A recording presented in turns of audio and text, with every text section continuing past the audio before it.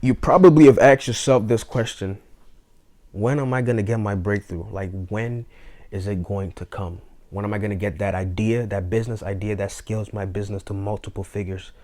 When am I going to get that breakthrough in my life where I know that I can start going this way, so it'll start working for me? Well, surprisingly, your breakthrough is actually waiting for you, but not for too long. This is the first stage in the cycle of success, the breakthrough. A lot of you are probably going to be finding yourself asking the question, when am I possibly going to get my breakthrough? The better question to ask, the better question that we have to ask is, how am I going to get my breakthrough? You see, you can want something for as long as you want, but if you don't know how to get the thing you want, what's the point of the desire? We're going to read a passage in the Bible, and it's really going to tell us why we should know how to do something before we try to do it, so we don't do it the wrong way. In Proverbs chapter 19 verse 2, it says, desire without knowledge is not good. How much more will hasty feet miss their way? So you out here asking these questions, where am I going to get this? When? The thing is not about when, it's about how are you going to get it? What can you do to help you get the thing? A lot of the time, a lot of us spend our life wanting something. We keep wanting without learning the how to want the thing. If you're so consumed with the desire of getting something and you do not know how to get it, wherever you find yourself, you may think that that is the way, and you're going to start following that path. But the Bible said there's a way that seemeth right in the eyes of man, but at the end is the way of destruction. Amos chapter 3 verse 3 says, how can two walk together unless they're in agreement? If you're not in agreement with something, if you're not in agreement with somebody, how can you walk along the same path? For you to find yourself in the midst of your breakthrough, you first have to come in agreement with the thing you want to achieve. So whatever thing it is that you're trying to achieve, come in agreement with it. That means you have to decide on this and ignore every other possibility of it not working. A lot of times, the reason why we find ourselves hesitating and worrying and in fear and in doubt when we're about to start an endeavor or do something that we've never done before, do something that we think is impossible, do something that we think the chance of it succeeding is less. The devil knows that, first of all, the devil cannot take his success away from you. He does not have the power to do so, but he can make you take it away from yourself. He puts fear, he puts doubt, he brings lies, all these things that we human beings face when we start to do anything that we've never done before. He brings it to you. Coming into agreement is understanding that there is nothing else but the thing that you want to achieve. So that means nothing else can get in your way. Nothing else is going to stop you from getting the thing that you've set your mind to do. That is what coming into agreement means. How can two walk together unless they're in agreement? There is no way you can start the journey of your success and becoming successful if you do not agree to the path of success. A lot of us want the thing. But when it comes to how to get the thing, that's when we start to hesitate. Okay, I don't know if this for me, But you have to get to the point of acknowledging that if I want to get this thing, I have to be able to agree with what it takes for me to get it. And through that, your breakthrough will start to unfold before your eyes, literally. Because now you've aligned yourself in the path. Before, you were not aligned yourself because you were just thinking that any way I go probably will be the way. But you have to pick the actual way, the way that works. That is the only way things can work, by doing it how it works.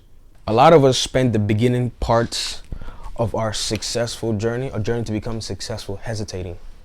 We spend a lot of time questioning, what if? We just keep what ifing. Eventually, time will pass you by, because time is not waiting for you. Time is a very limited resource. So the more you keep waiting for things to align and fall in place, you will start to slow down your growth in your success. In Ecclesiastes chapter 11 verse 4, it tells us why we should not wait for the perfect time. The perfect time is when you start. The perfect time and place is now. When I make a decision and I act on it, that is now. Controlling my inputs. I'm all in control of what I do.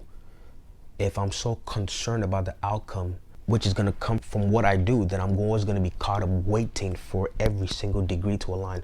The thing is, that is not realistic. Because in order for you to have your glory, you have to go through some storm.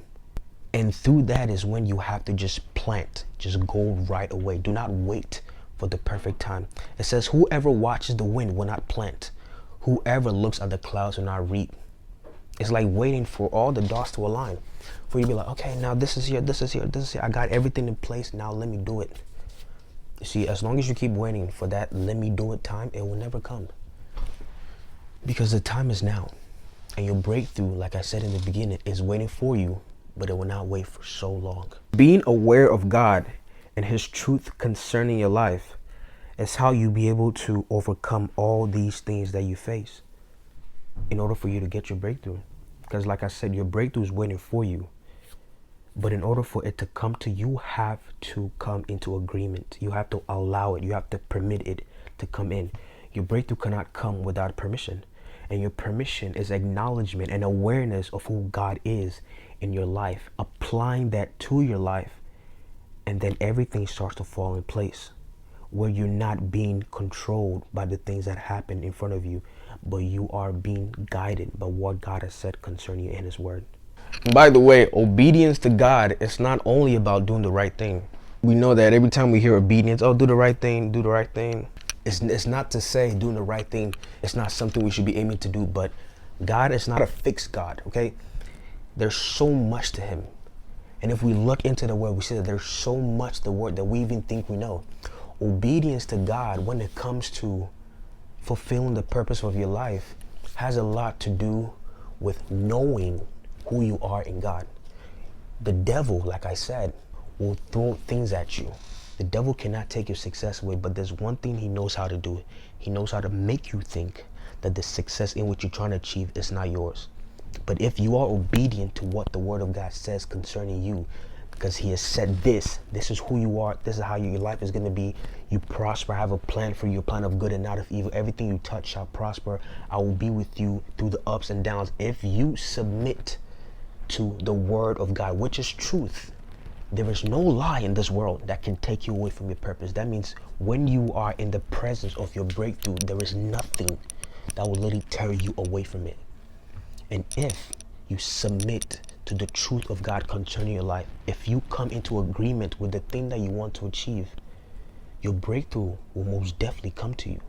And you find yourself moving on in your journey of success to do bigger and better things, to grow better, to become the person in which everything you're working on will work for you.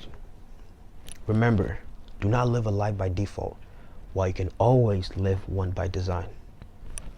Live life.